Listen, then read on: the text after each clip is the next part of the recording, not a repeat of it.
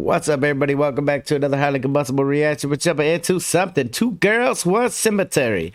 It may sound kind of like the beginning of a joke, but hey, definitely not. Let's jump in. Let's check it out together. Let's see what kind of creepy shit we got going on in this video. If you guys enjoy it, make sure you get over and show Mr. Ballen some love for obviously he's some kind of a storyteller. Everybody's telling me listen to his stories, listen to his stories, listen to his stories. So we're here to listen to his story.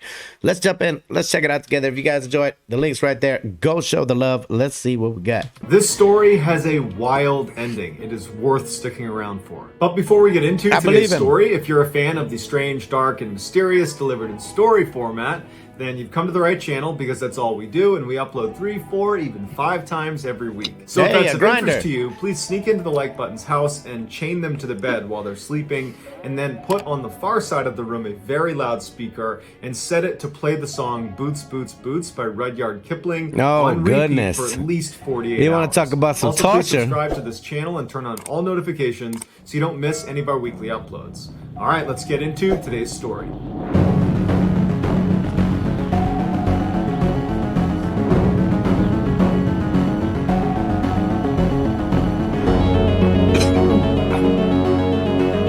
Simply put, a goth is someone who finds beauty in things that most other people consider to be pretty dark. But most Americans tend to associate the term goth with the teenagers of the late 90s and early 2000s that wore all black and were always sad and would hang out in cemeteries. And while that representation of goth culture is of course limited, it is a good representation of the two protagonists in today's story, best friends Rachel and Molly. In the 1990s, Rachel and Molly were full-blown goths. They had black hair, black makeup, black clothes, they had the black heavy combat boots, and at one point they and their other goth friends started hanging out in a cemetery to be kind of ironic and funny, like, look at us, we're goth, we hang out in cemeteries.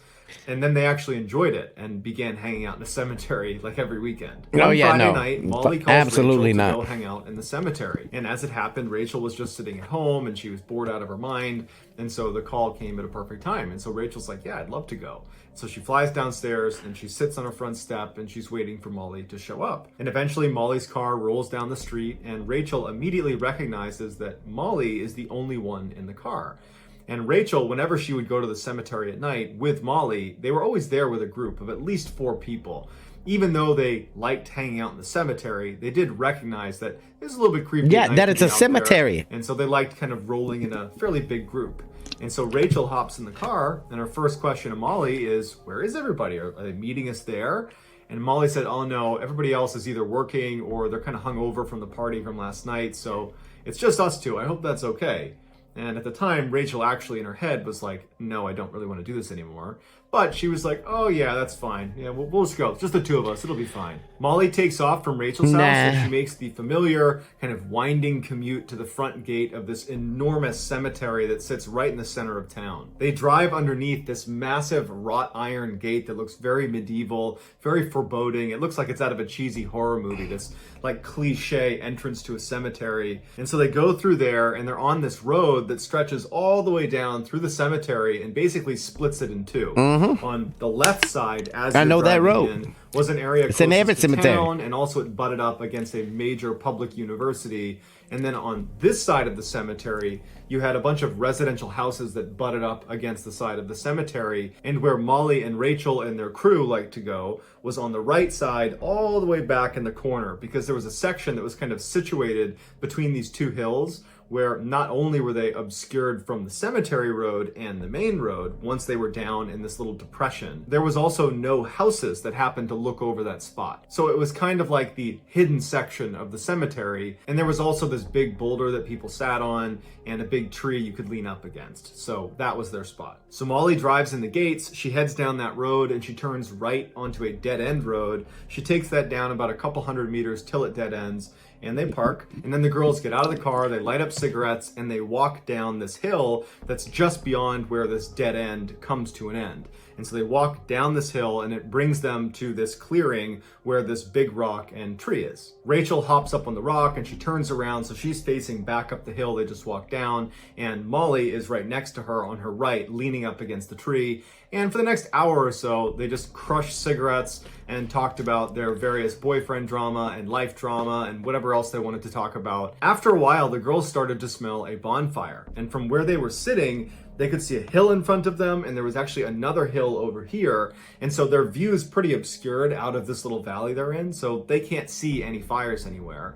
And so they assumed that what they're smelling was a fire coming from the other side of the cemetery, because there's Who has bonfires in the cemetery? Let's not and say we did. that huge university over there, and they knew sometimes the college kids would come onto the cemetery and they would light fires over there, and inevitably the police would get called and they would break up the fire because you're not allowed to have a fire on the cemetery. And whenever they did that, the police would actually make rounds around the entire cemetery, and historically, basically, if you were there hanging out, they would tell you to leave. And so they think, okay, this is probably a good time to leave, because probably in the next 30 minutes to an hour, the police are going to be here. They're going to come over here, see our car, and they're going to ask us what we're doing, and we're going to have to leave. So let's just leave now. So Rachel hops off the rock, and the two of them begin meandering their way back up the hill towards the car. When they get about halfway up the hill, they notice to their right something bright.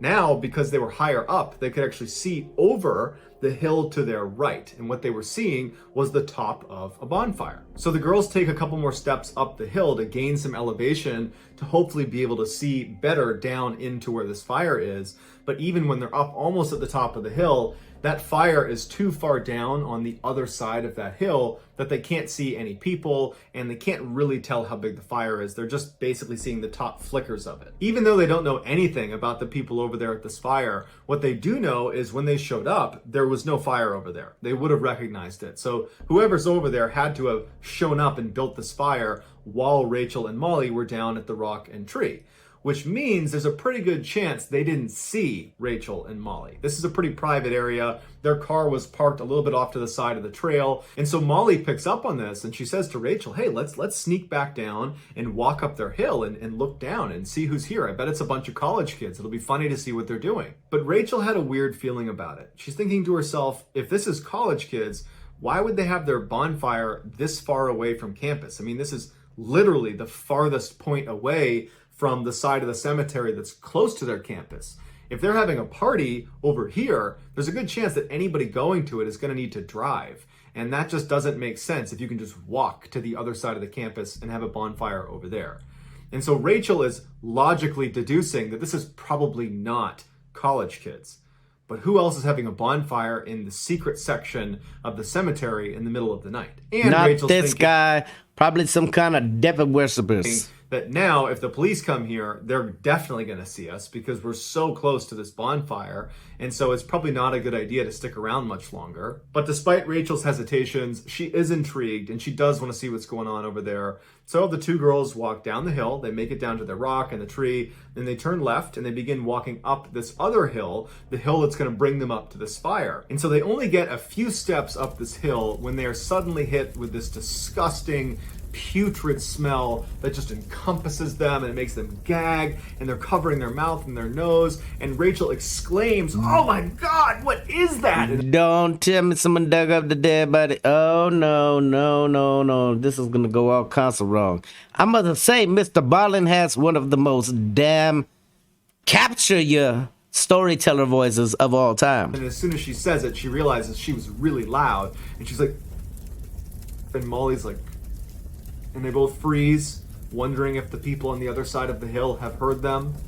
And after a little bit of silence, Molly's like, "You want to keep going?" And Rachel's like, "No, we gotta go." Nope. Between the horrible smell that's obviously coming from this weird fire and the fact that Rachel basically just gave them away, and so for all we know, these people on the other side of this hill Could be have heard waiting for and us. now they're waiting for us to come over the edge, and it's gonna be really awkward if we suddenly crash their bonfire. Rachel, she's thinking about these things, and so she's like, "Let's go, we gotta go." Molly's disappointed, but she gets it, and the two girls turn around and begin walking back. And so they walk past the tree and the rock on their left, they turn right, and they're about to walk up the hill that's gonna bring them to their car, when Rachel just turns around to look at the hill towards the fire where they were headed before. And she's gonna see all the standing people. at the top of that hill is a man just looking down at them. and the fire is illuminating him from behind, and they can clearly tell it's a man standing there looking at them. And immediately the girls felt really uncomfortable. It was almost like they had just been caught spying, even though they didn't actually get caught spying. It was what they were going to go do. And so they felt like they had almost been caught red-handed. And so Molly and Rachel just turn and begin walking up the hill, kind of with their heads down. They just felt kind of awkward. And so they move a few more steps up this hill, and Rachel looks again at where this guy was standing, and he's now gone. And Rachel's relieved, but then she realizes he's gone because he's walking, power walking, down the hill towards them. Oh, fuck and no. Rachel gasps, Nope. and she grabs Molly and pushes her and says, go, go, go, go, go. And they start running up the hill, and Rachel looks around, and now this guy is running towards them. He's down now at the rock and the tree. He's gaining on them. They sprint up over the top. They run to Molly's car, and Molly's fumbling with her keys to get the car open, and Rachel's yelling, hurry up, hurry up, hurry up. Finally, she gets it open, and they both jump inside. Rachel locks the car doors, and as Molly is turning the key over, Rachel's looking out the back, and she's waiting to see this guy. And sure enough, as they pull off, she sees his head come up over the ridgeline, just enough that he can clearly see them leaving, and then he ducks back down and he disappears. And the two of them speed down the road. They make a left onto that main drive, and they speed out of the cemetery. You damn right, we be hauling ass. Neither of them say anything. This was just a very traumatic experience, and it was also very confusing because they thought they were going over to spy on college kids having a bonfire, and then they're hit with that horrible smell. Like, what was that horrible smell? And then they leave, and there's this guy who did not look like he was a college kid. He looked like he was probably in his 40s, and then he's chasing them. You know, like, what was that? And when they did start talking about it, they couldn't really come to any sort of rational conclusion of what had just happened. Nope. There's no rational explanation for someone starting a bonfire party inside of a cemetery. Drops Rachel off at her house, and Molly goes home, and both girls go to bed. The next morning, Rachel gets up, and she heads down to the kitchen where her mom is already there having her morning coffee. And Rachel, it's going to be something in the newspaper. She's not about to start by saying, hey, guess what happened to me last night at the cemetery? Instead, she just sits there, and for a little bit, her mom just kind of rambles about work and what she's doing that day. And then all of a sudden, her mom, it's like she has this epiphany. And she goes, Rachel, did you hear what happened last night? And Rachel's like, no, what? And her mom's like, someone I work with. I don't know her personally, but she works in the same building as me. She got kidnapped from the parking garage where I parked my car. I have seen her park her car in this lot, and she got kidnapped. And Rachel's like, oh my God, really? Like, what happened to her? Did they find her? And her mom was like, yeah, but it was too late. The person who had kidnapped her had killed her and then tried to dispose of her body at the cemetery by burning her in a bonfire. Rachel suddenly felt sick because now she knew what was happening last night, and she knows what that smell was. Rachel immediately pours her heart out about everything that happened the night before, and her mom is totally horrified, but she's in particular horrified that they clearly had been there when the killer had arrived and set up shop and began burning this body. They were just literally 50 meters away the whole time. And so her mom tells her, you and Molly have to go to the police station and make a statement. They have not caught this person yet. You've seen this person. You got to tell them. Yeah, so you Rachel do. calls Molly and breaks the news about what was actually happening the night before and who was actually chasing them to their car, and says, we have to go to the police station. And so they agree. They go down to the police station and they tell them what happened, but they didn't get a great look at him. They could only say that he was maybe in his 40s and maybe average height. And so the police wrote it all down, but they basically said, look, if you can think of more details, we would love to hear those, because this isn't really enough to go on. And so the girls go back home and they're thinking to themselves, did he see us? Does he know that we saw him? Do you think he knows that we know he's a killer now? And so they're freaking out. But luckily, yeah, be freaking out. The police actually caught this guy because he was driving around in the murder victim's car, and someone spotted him. They pulled him over, and he confessed, and so he went to jail. Needless to say, Rachel and Molly thanked their lucky stars that when they started ascending that hill and they were hit with that smell, that Rachel said, let's not go any farther. Yeah, no shit. Because had they continued and gone to the other side, they could have wound up in the bonfire too. They would have found a grisly scene. If you found the secret in today's episode, let us know in the comments what it is and tell us where you found it in the episode. Give us the timestamp. And if you're the first to do that, we will pin you at the top of the comments section. If you enjoyed today's video and you haven't done this already, please sneak into the like button's house and chain them to the bed while they're sleeping, and then put a speaker on the other side of the room and have it play the song Boots, Boots, Boots by Rudyard Kipling on repeat for 24 to 48 hours. Also, please subscribe to our channel and turn on all notifications so you don't miss any of our 3, 4, even 5 weekly uploads. If you want to get in touch with me, you can direct message me on Instagram or on Twitter. My username for both platforms is the same. It's just John Ballen 416. I also have a ton of content over on TikTok where my username is Mr. Ballen. If you have a story suggestion, please submit it to our subreddit just called Mr. Ballen. It's linked in the description below. So whether I see you on Instagram, Twitter, TikTok, Reddit, YouTube, some combination, just know that I really appreciate your support. And until next time, that's going to do it. See ya. Mr. John Ballen, you are a primetime storyteller. I literally got chills. No, hell no. You're meant to be in that close to something like that going on. Nope. Thank you. See, that's why we don't hang out in cemeteries. Even if it's no ghosts in there, which we don't know. We're not 100% sure. Even if there's no ghosts. That's where creepy shit takes place.